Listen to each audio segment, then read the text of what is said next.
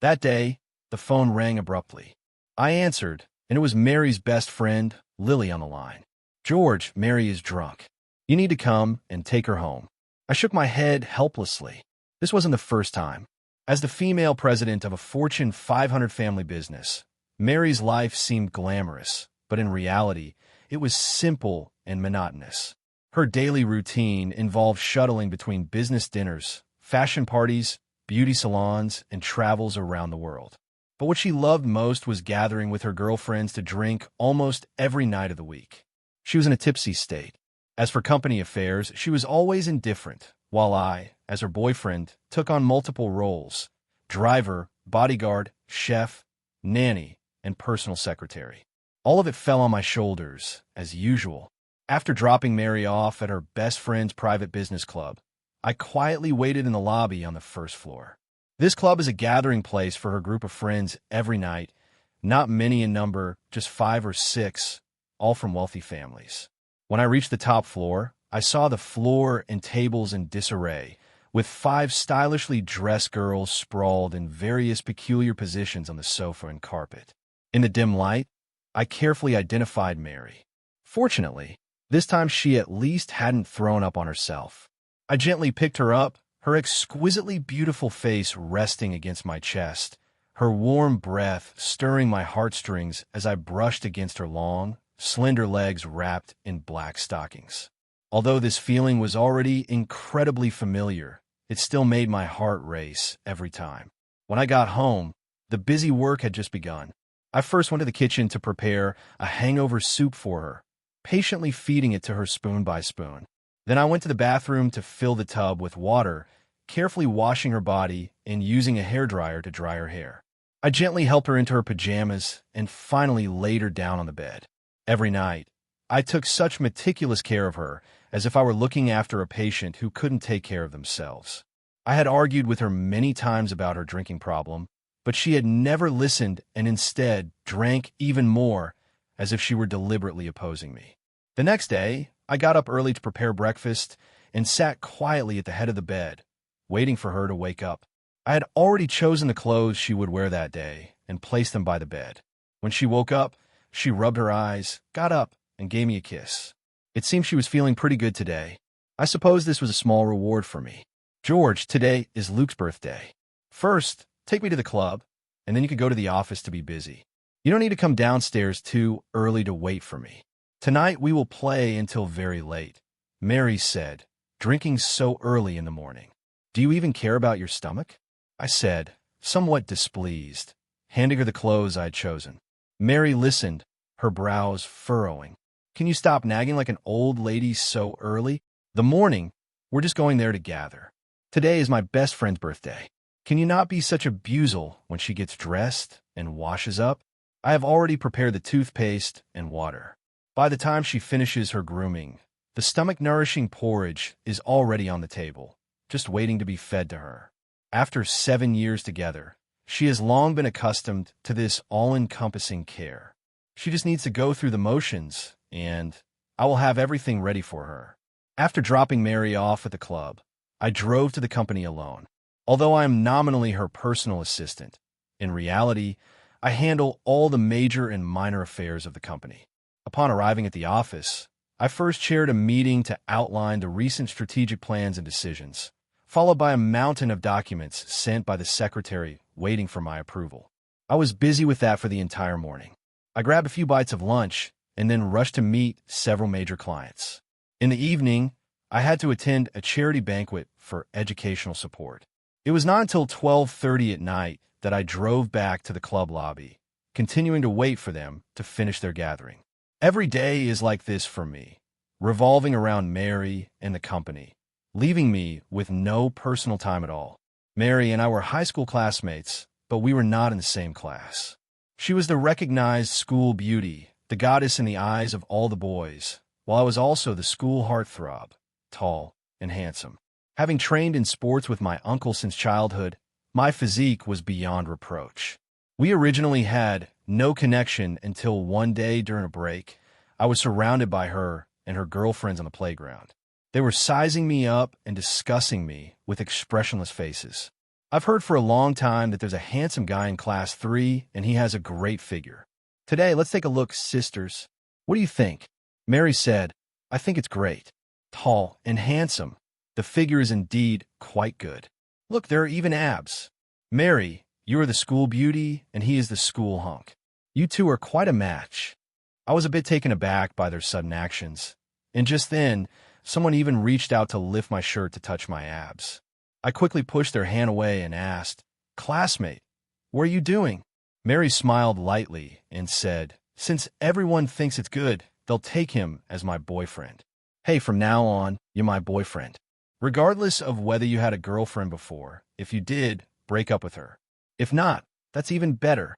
As she spoke, she tossed over a phone and meal card. This phone can only be used to contact me directly, and I will load $30,000 onto the meal card every month from now on. It'll take care of you.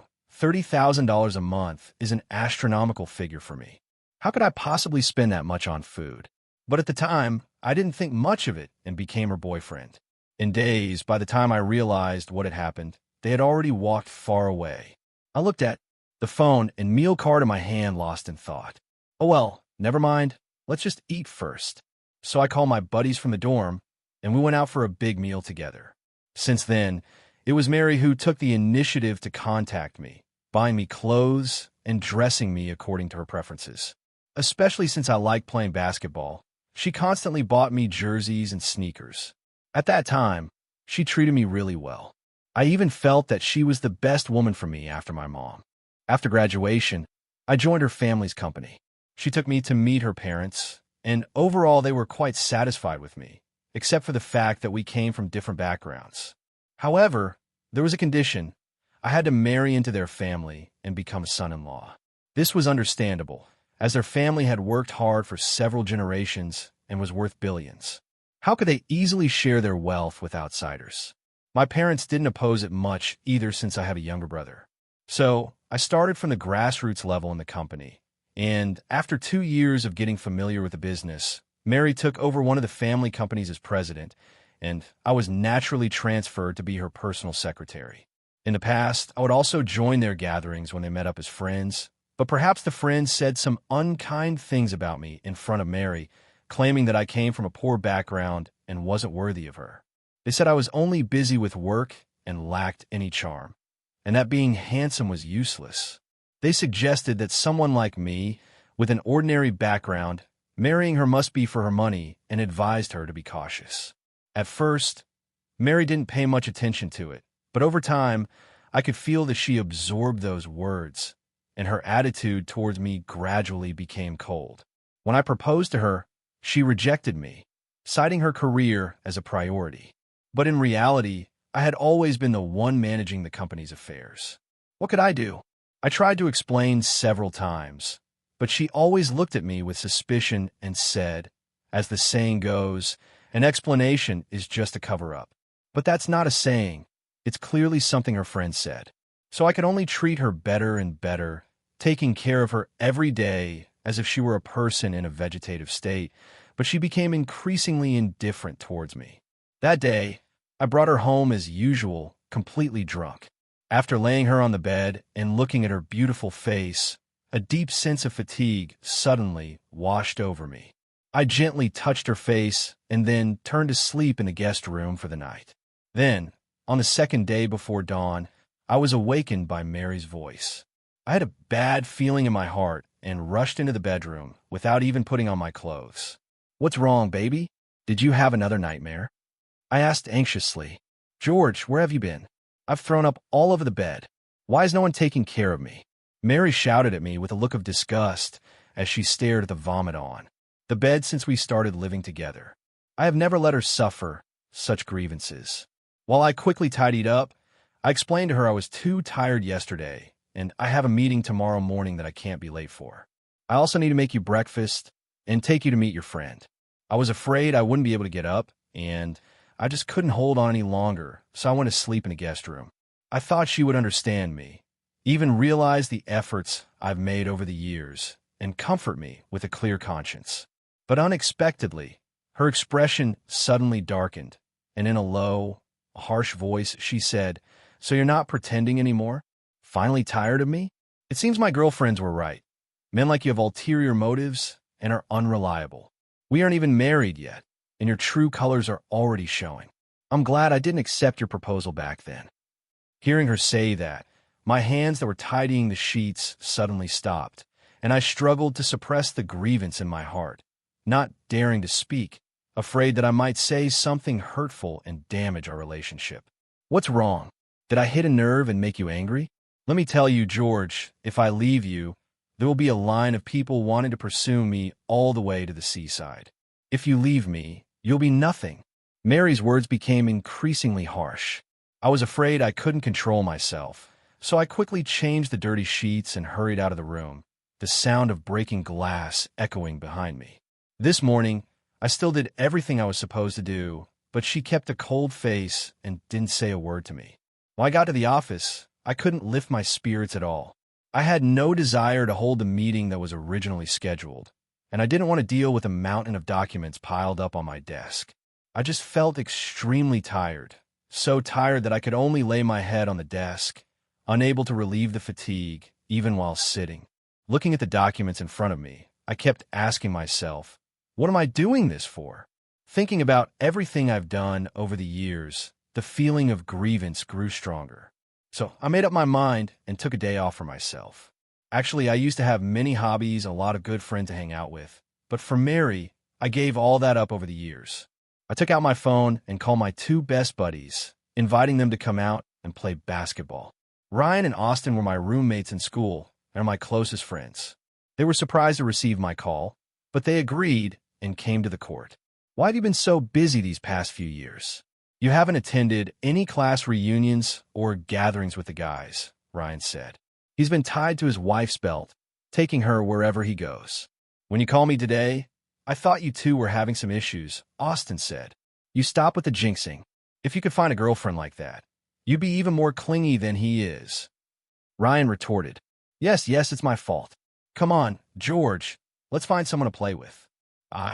With a smile, Austin said, This basketball game lasted for more than 3 hours, and I haven't played so joyfully in years.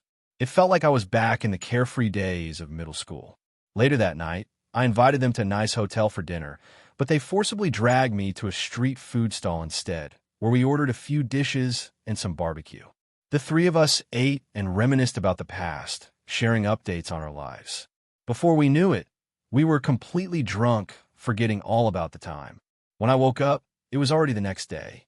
Habitually, I picked up my phone to check the time, only to find dozens of missed calls and hundreds of messages. I hurriedly opened them and saw that they were all from Mary and her girlfriends. My heart tightened.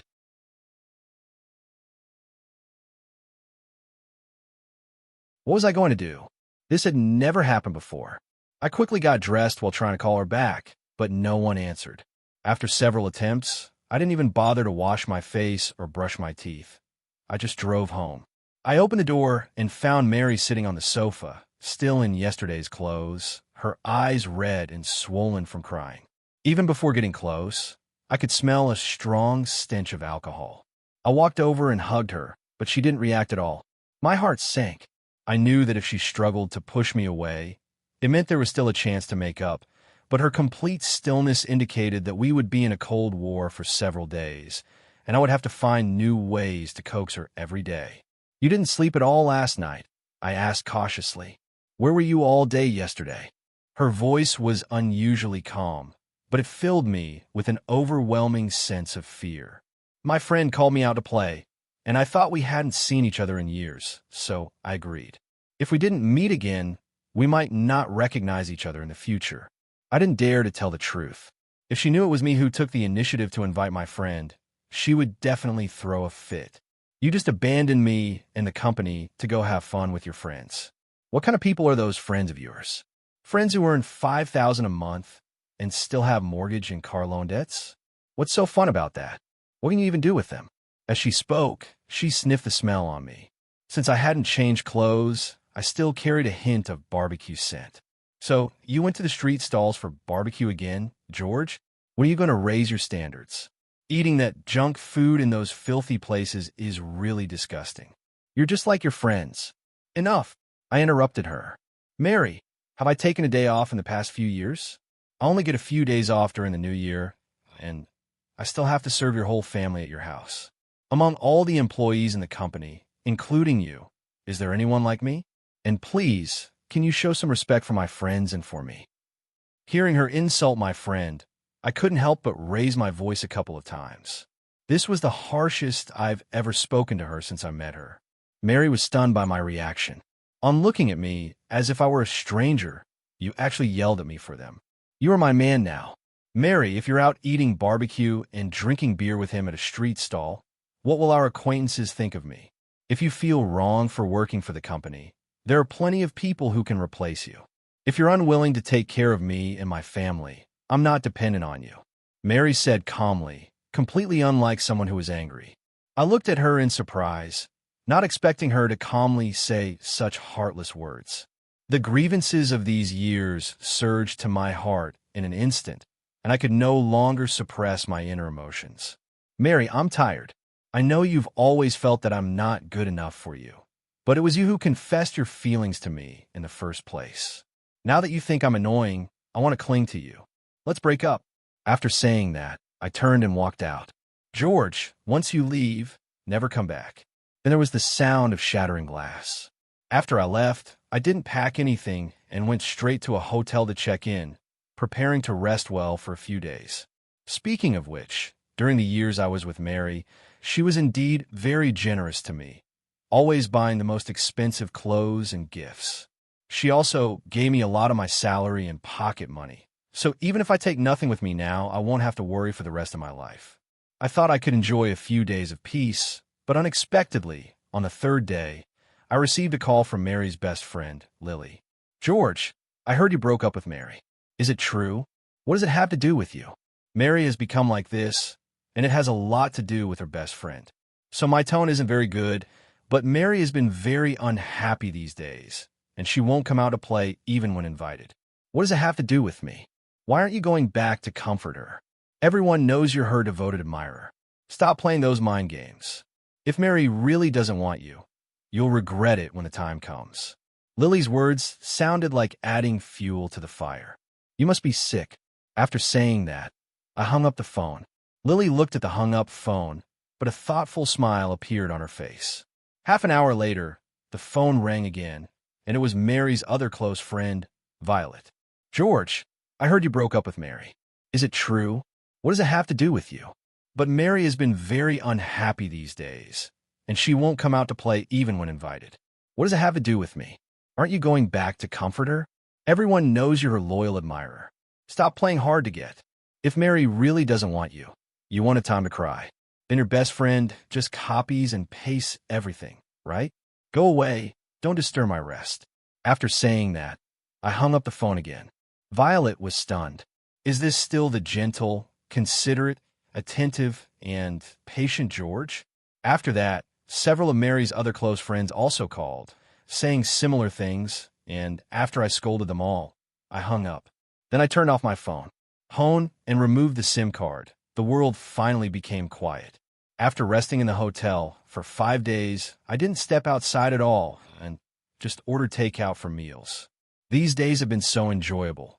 I look much more refreshed and have more energy.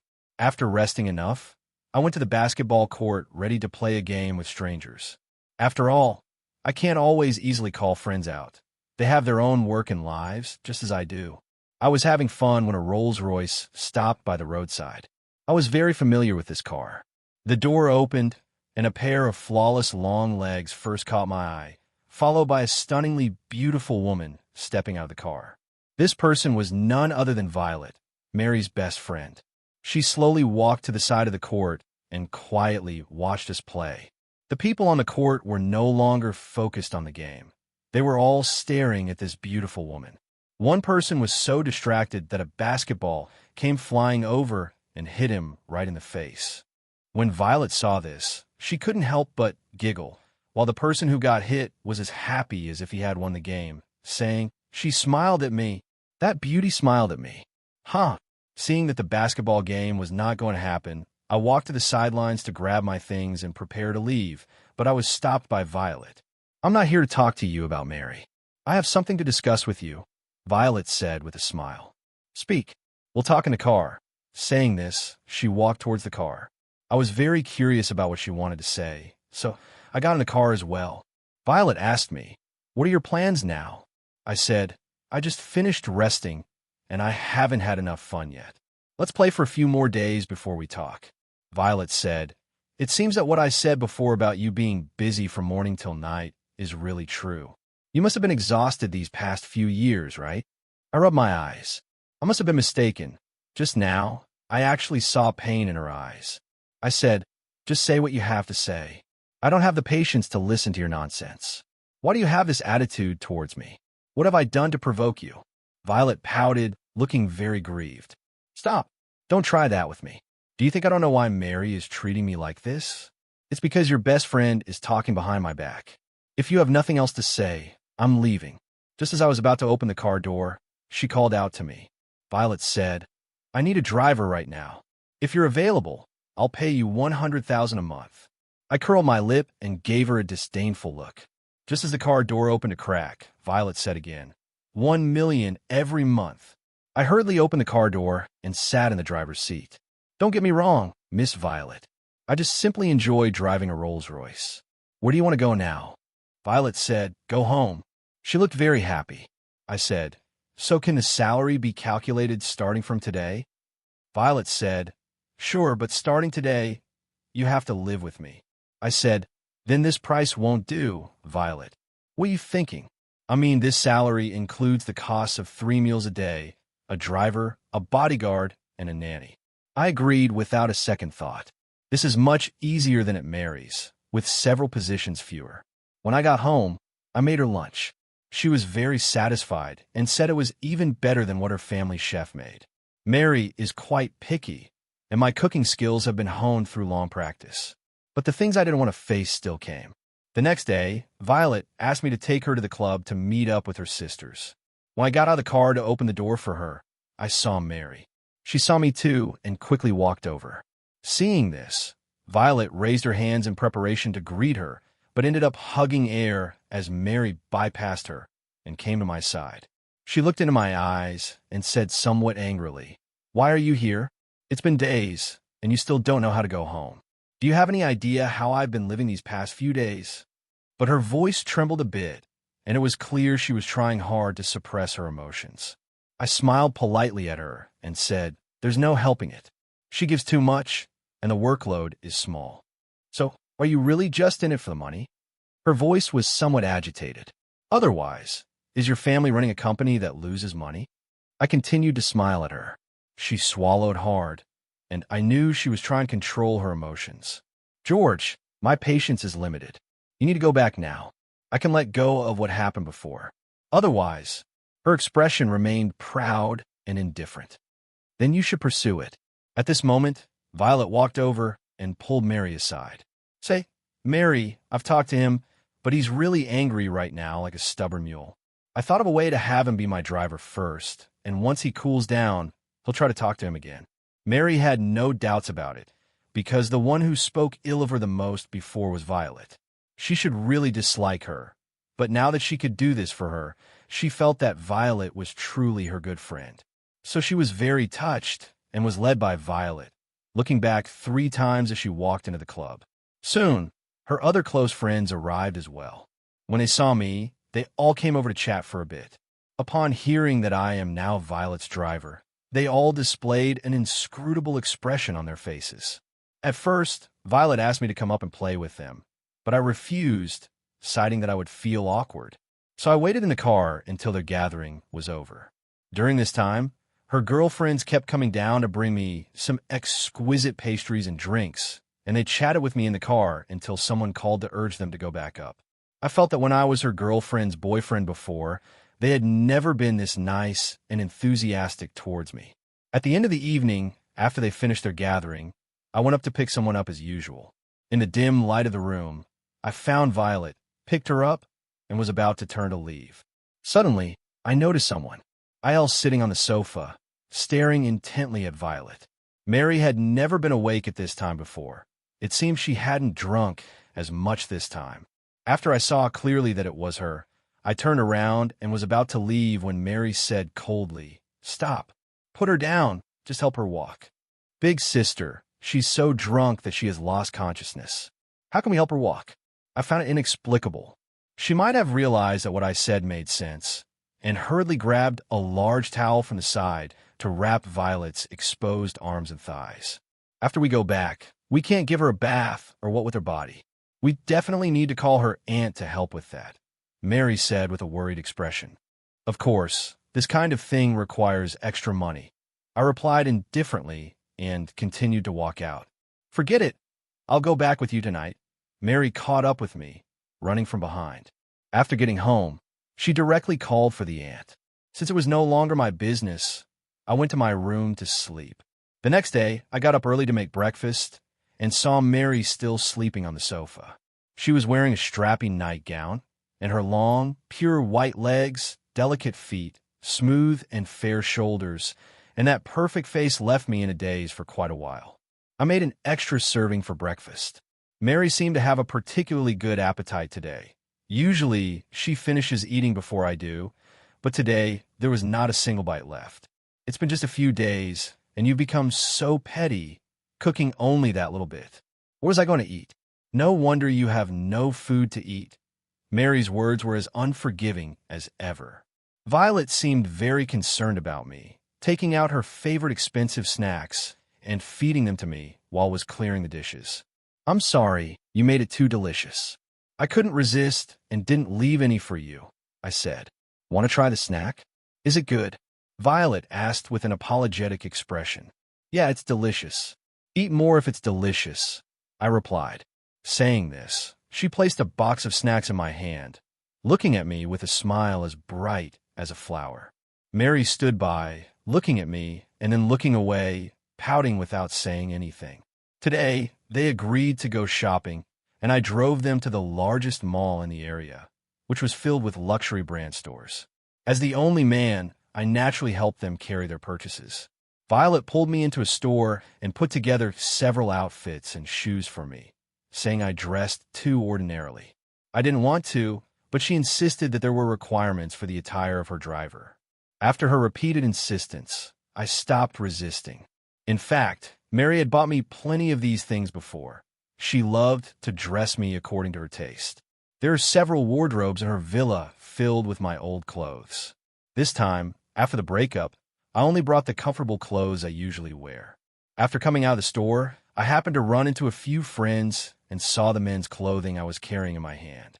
Mary frowned and said, "With so many clothes at home that you don't wear, you still insist on having someone by you. You really have some nerve." She deliberately emphasized the words "at home" and "someone." Violet hurriedly smoothed things over. "He only brought a few casual outfits this time, and I just happened to buy him a few more, so don't think too much about it, my dear Miss Mary." Mary didn't say anything more, gave me a glare, and continued walking. We continued to browse for a while, and each of her other friends gave me a few gifts, and they were very enthusiastic. I couldn't refuse. I was puzzled. Could it be that they felt guilty about my breakup and were being so nice to me? In the past, they all looked down on me with disdain. Tonight, for the first time ever, they didn't go out for drinks but came to Violet's place for dinner. And of course, I was the one cooking. I took the menu they ordered, drove to the upscale supermarket to gather the ingredients, and then went back to cook with Annie. Soon, we had a large table full of dishes. After tasting them, they all exclaimed how delicious it was, saying it was even better than what their private chef made. Indeed, in order to help Mary eat less of those unhealthy foods from outside, I, who am already quite skilled in cooking, especially created a set of recipes tailored to her taste. Her few close friends have similar preferences. They all dislike heavy oil, salt, and spice, and use fewer seasonings. But I can still make the dishes delicious and appetizing. The table full of dishes was completely cleaned up by those girls. While I was helping my aunt tidy up the kitchen, I heard them outside, saying they were all going to stay here tonight. After I finished cleaning up and had nothing else to do, I went back to my room to check my phone and play games. Some of them were taking showers while others were chatting. Just as I was about to achieve a pinnacle in the game, the door suddenly opened and someone came in. I looked up, and the pinnacle I had in my grasp was gone. TSK. I felt a bit frustrated. The person who came in was Mary, wearing the same nightgown as yesterday and holding a hairdryer. I have to say her taste is indeed good. This nightgown showcases her perfect figure to the fullest. Having just taken a shower, her long hair was wet, and her rosy cheeks made my body feel a rush of heat. To avoid embarrassment, I quickly changed my sitting position. Although I have possessed this body countless times, it is precisely because I have had it that I know how enticing it is. I strive to control my emotions, try and make my breathing less noticeable, but she sees right through it all. She knows me too well to be unaware of what I am thinking. She curved her lips into a beautiful arc and handed me the hairdryer. Help me dry my hair. I pretended not to hear, my hands constantly pressing on the phone screen, even though it showed that resurrection was still 35 seconds away and busy. No time. Let your best friend help you. I didn't look at her. She sat on the bed, acing her legs beside mine. Facing me, she kept shaking her legs, bumping against my leg. This game is really unplayable. I stood up and said, Miss Mary, we've broken up. Please don't do this. It won't look good if someone comes in later while we're still at someone else's house. So, please be mindful. Then she said, come home with me. She looked at me with a deep gaze, her voice very gentle. I'm living well here. Why should I go to your house? I've been having a really hard time these past few days. It's not that I can't eat the food you make. I just really can't get used to life without you, George. Please come back with me, okay? Mary's voice was soft, her eyes filled with tears as she looked at me, her lips pressed into a straight line, looking pitiful and endearing. Just find a good cook and a good nanny. That's all you need. You won't even spend $100,000 a month. I'm quite expensive now, $1 million a month. Hearing me mention my monthly salary, Mary was very shocked. They'll give you $200,000. I wouldn't go for $10 million. I want to live with dignity. Look at how good Violet is to me, unlike you, who is cold and indifferent every day. If I don't meet your expectations, I get scolded. I've had enough of that kind of life. I became more and more agitated as I spoke. Mary also got excited. She has always been fake to you in the past. She scolded you the most, calling you useless, a freeloader, a pretty boy, ugly, and unworthy of me. Stop. This remark annoyed me, and I pushed her out while scolding her. The next day, after they finished eating, Lily said to Violet that her driver had something to do today and needed to borrow me for a day to help out. A hint of reluctance flashed in Violet's eyes, but since a childhood friend had asked, she felt it would be rude to refuse, so she agreed. The other two best friends were taken aback and said, Is that even possible? Then I'll borrow a day the day after tomorrow. I borrowed a day the day after tomorrow, and they're all my close friends. You can't be biased. He borrowed all, Violet said with a pained expression. 3 days? That's nearly 100,000 yuan in salary, but for families worth billions, this amount is just a drop in the bucket. Mary looked a bit embarrassed as she said to Violet, Violet, can I borrow it for a month first? You've had enough. After greeting them, I drove Lily to a high-end beauty salon, and I also got a treatment for myself. After leaving the salon, she took me shopping, chatting away the whole way. I really enjoyed talking to her, and I often made her laugh out loud.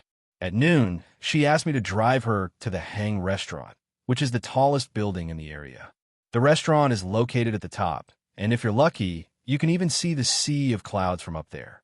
The view is great, but of course, the prices are very high. Call me after you finish eating. I'll be here waiting for you, I said to Lily, who was about to get out of the car as I parked. Lily was clearly taken aback. What are you talking about? Of course, we're going in together, just the two of us. You helped me so much today, so I definitely have to treat you well. How much is shopping and beauty treatment considered help for rich people? This is polite. Just as I was about to decline, she forcibly pulled me out of the car. Then she linked her arm with mine and walked in. As soon as we entered, the staff warmly welcomed us. Hello. May I ask if you two are a couple? Before I could say anything, Lily nodded, so I didn't say much. When the boss is treating, it's best to just go along with it. We are currently hosting an event called The Most Beautiful Couple. If you two are willing to participate, please follow me to take a photo. All the guests present will vote for the most beautiful couple, and the first place winner will receive a free month of dining with us. However, the photo will be displayed here for 1 month and will be mailed to the guests after that. I wonder if you two would be willing to participate. I do. I do too. Ah, it sounds like a wedding. I just said so casually. Then we were taken to a beautiful backdrop to take a photo, and then we sat down to order. Lily skillfully ordered the dishes without looking at the menu. These are all the most popular dishes that are placed. They're really good. You should give them a try. I nodded. I often brought her here to eat, knowing she was very familiar with this place. Actually, Mary can be quite excessive sometimes. Every time she drops us off, she makes us wait downstairs, and at times it really makes one feel like just her driver. She then smiled apologetically and said, "Actually, I didn't mean it that way. I just feel a bit." I interrupted her. "Anyway, it's all in the past, isn't it? True, that I'm just a driver now. In fact, I never saw you as just a driver. If you were my boyfriend, I wouldn't treat you like that. Do you remember the first time we went to see you when we were in school?" Seeing that I wasn't interested in that topic, she changed the subject. "Of course I remember. I was reading a book on the playground when I looked up and saw myself surrounded by 5 beautiful girls. Later, I found out that you were the famous 5 school beauties known as the 5 golden flowers. So you still remember?" "I remember when I heard that there was the most handsome school hunk in class 3, so we decided to go see for ourselves. When we saw you on the playground, we surrounded you, but you were just there, dazed, reading a book. When you came to your senses, you had this terrified and helpless expression on your face. I still remember it to this day." Ah, Lily was very happy talking about those days. "That's not because I was scared of you. How did I scare you again? So many people, and you reached out to pull my clothes, saying you wanted to touch my abs. I've never seen a scene like this." I rolled my eyes at him as I spoke. "That's right, that's me. Huh, it seems you have quite a deep impression of me." Lily is the kind of person who is carefree and laughs heartily. "I love you every day," so we talked a lot about the past. We had a great time in the evening. We took a stroll by the seaside. She walked barefoot on the beach, and the sea breeze blew through her long hair, making her look so enchanting. When I took her home, it was already past 11 p.m. The Cloud Op restaurant sent her a message that our photo won first place. When she showed me the message on her phone, she was smiling so happily. I said goodbye to her and drove back to Violet's house. They had already come back and gone to sleep, so I just washed up and went to bed. It turned out that what they said was true. For the next 2 days, I was borrowed by her other 2 close friends. Every day was spent eating and drinking with beautiful women, making it feel like a date, and life was quite enjoyable. Today is the day Mary borrowed me. She called me before 5 o'clock when I hadn't gotten up yet. After getting up, I made breakfast for Violet and then drove out. When I arrived at Mary's house, she was surprisingly still asleep. Upon seeing me, she rubbed her eyes, wearing an enticing nightgown, and came downstairs with her hair in a messy state. "First, make me some food. I'm hungry," she said. I really owed her, and with a sigh, I had no choice but to make her breakfast. She was eating breakfast at the dining table while I sat across from her, looking at my phone. "Did you and Lily go to the Ting restaurant to eat the day before yesterday?" Mary broke the silence first. I stared at my phone without looking up. "You took a couple of photos, and won first place. It was Lily who invited us to dinner yesterday, and a handsome guy and beautiful girl really make a good match. Why are you treating me like this?" Mary suddenly spoke with a somewhat agitated tone. I raised my head and looked at her with an innocent expression. "What have I done to you? It's just that the boss is treating us to a meal at a fancy restaurant to see the world. In the past, when I was a driver, I wasn't worthy of going up. I just dropped people off and waited below. The current boss is nicer and allows me to go along, so why shouldn't I go?" As soon as I finished speaking, tears streamed down Mary's face. She cried very sadly. "George, you're still angry with me, aren't you? I never saw you as just a driver. You have always been in my heart as my most beloved boyfriend, the one I want to marry. They always tell me not to bring my boyfriend when we hang out, that taking you to dinner makes me look cheap. It hurts my heart when they say that, but I really do love you. Why are you saying all this? It was my first time too, and I only had you. There are many people pursuing me. I know you've been holding back for too long these years, and you want to just forgive me. George, wait for me. I will definitely return all the face I've lost over the years to you. From now on, I will take care of you. As long as you agree, we can go directly to get the marriage certificate without a prenuptial agreement. I looked at her with a blank expression, not wanting to say another word to her. After Mary got dressed and groomed, she had me drive her to the club where her girlfriends were already waiting for her. Mary got out of the car, walked around to the front, and said to me inside the car, "George, this is the last time I'm letting you wait for me downstairs. I'm going upstairs to take care of some things, and once I'm done, we'll start over." She turned and left before I could refuse her. Mary opened the door to the room. Her friends had already been there for a while. Seeing her pale face, several of them hurriedly stepped forward to express their concern and ask what was wrong. Mary poured herself a glass of wine. After finishing this glass, she said, "Our relationship will come to an end, and we shouldn't meet again." A few close friends were stunned to hear this. They had grown up together since childhood, sticking together every day since elementary school. They didn't know what was wrong with Mary today, but looking at her expression, they were sure she wasn't joking. "What's wrong with you, Mary? Today isn't April Fool's Day, is it? This kind of joke isn't funny. We're the best sisters. How can you say something like that? It really breaks my heart." "Yes, you're my best sisters." Mary was already in tears at this moment. "I really didn't expect that my best sisters could be so scheming. You all talked about how bad George is in front of me, saying he doesn't deserve me, which made me cold towards him. Now that we've broken up, each of you is trying to seduce him. Is this how you treat me?" The best friends all lowered their heads in silence upon hearing this, and no one picked up their glasses to drink the farewell wine. Mary glanced at a few people and said coldly, "Were you all not going to drink the last glass of wine with me, my dear sisters? But that doesn't affect our breakup." After saying this, Mary turned to leave. "Wait, Mary, do you really love George? If you truly loved him, would you treat him like that just because of a few words from others?" One of her close friends stood up and questioned her. "At first, we really thought George came from an ordinary background, that he was from a different world than ours. He was handsome and fit, but we were wealthy. There were plenty of boys like him. Yet you were deeply involved with him, and it felt to us like our little princess was being deceived for her money and affection by a pretty boy." As she spoke, Violet was also in tears. "Later we found out that George really loves you. He is so gentle and so considerate towards you. The way he looks at you is different from how he looks at others. After that, we stopped saying anything about him, but your attitude towards him had already changed. At that moment, we realized that it was you who didn't deserve him. You lost him, so why can't we pursue him?"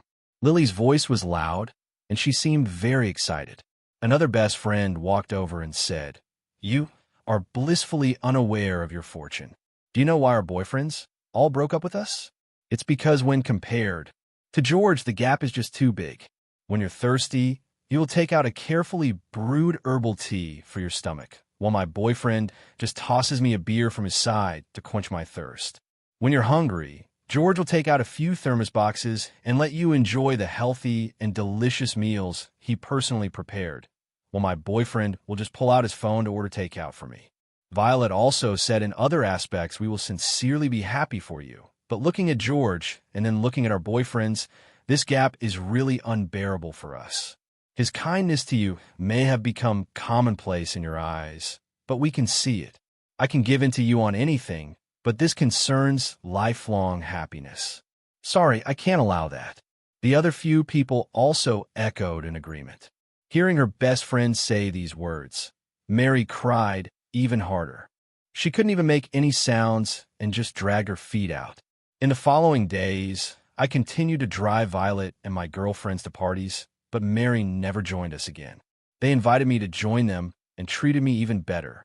About 10 days later, all the wall advertisements and outdoor screens in the city turned into videos of Mary kneeling and crying, pleading for her ex-boyfriend's forgiveness. Violet asked me what I was thinking, but I didn't answer her as I was focused on driving. The next day, my phone rang at the club. It was Mary. "George, come down for a moment. I need to talk to you." She hung up the phone before I could refuse her. As soon as I went downstairs, I saw her. She was dressed beautifully today, but she looked very haggard. Seeing her like this made me feel very upset. After all, she's the woman I have loved for 7 years. Upon seeing me, her eyes suddenly lit up, and she ran towards me. "George, this is the fatty intestines I made just for you, and the skewers I grill myself." These were all things she used to forbid me from eating. She was so disgusted that she wouldn't even touch them. I washed the intestines many times, and I skewered and grilled the skewers myself. I've been practicing at home for so many days, and it wasn't until today that I managed to make something somewhat presentable. Here, let me bring it to you to try. Looking at her hands covered in scars and blisters, I struggled with all my might to hold back my tears. She was such a person who cared about her appearance in the past. She would meticulously style every strand of hair before going out. Yet now, she had ruined her hands just to cook for me. I held her hand and asked with concern, "Does it hurt?" She shook her head. "George, don't forgive me just yet. I've hurt you too deeply. If you forgive me so easily, I'm afraid I won't cherish you in the future. I need to learn a profound lesson." I looked at her with red eyes, my voice a bit choked as I said, "So those big screen advertisements you made, did they go too far?" "However," I said, "I would return all the face you lost to you. Go up and eat well. I'm leaving." I watched her drive away until she disappeared. I opened the thermos and ate the food and skewers inside. Surprisingly, it tasted quite good. 4 or 5 consecutive days, she delivered meals to me on time for breakfast, lunch, and dinner. No matter where I was, she could always find me. In the following days, she never came again, and I began to feel restless, especially at mealtimes. I couldn't eat at all. I knew I was waiting for her to bring me food, but she never showed up again, not even a phone call. On the 10th day, I received her call. After hesitating for a long time, she finally asked me if I could do her a favor. Without thinking, I agreed. She asked me to go to her company to find her. After I dropped Violet off at her destination, I asked for leave and drove to her company as fast as I could. Arriving at her office, which was once my workplace, I didn't knock, but opened the door directly. I saw her carefully organizing documents, and when she saw me come in, her previously icy expression melted away. She burst into tears and threw herself into my arms. As I stroked her head, I asked what was wrong. It turned out to be her father, a person who cares deeply about his reputation, who was so angered that he ended up in the hospital. She returned these past few days to take over the company, but she knows nothing about the business, so she had no choice but to seek my help. I expertly helped her handle everything, and as the sky grew darker, Mary insisted on treating me to dinner. I couldn't refuse her, so I went with her to the Cloud Top restaurant. "How did you think of eating here?" I asked her in surprise, as we hadn't been together yet. Mary said somewhat awkwardly, sitting down. After Mary ordered her dishes, her gaze turned to the photo of Lily and me displayed in the center of the restaurant. "Well, it's just an event. They'll go have them take it down right now." Just as I was about to get up, I was pulled back by Mary. "No need, it's just a photo." "George, I'm so happy to see that you still care about me." We talked about many of our past experiences, all those wonderful memories from campus, and it turned out she had always remembered them. After dinner, I said I would take her back. She smiled at me and then snapped her fingers. Suddenly, the lights in the restaurant dimmed, and a beam of light focused on us, highlighting my bewildered expression.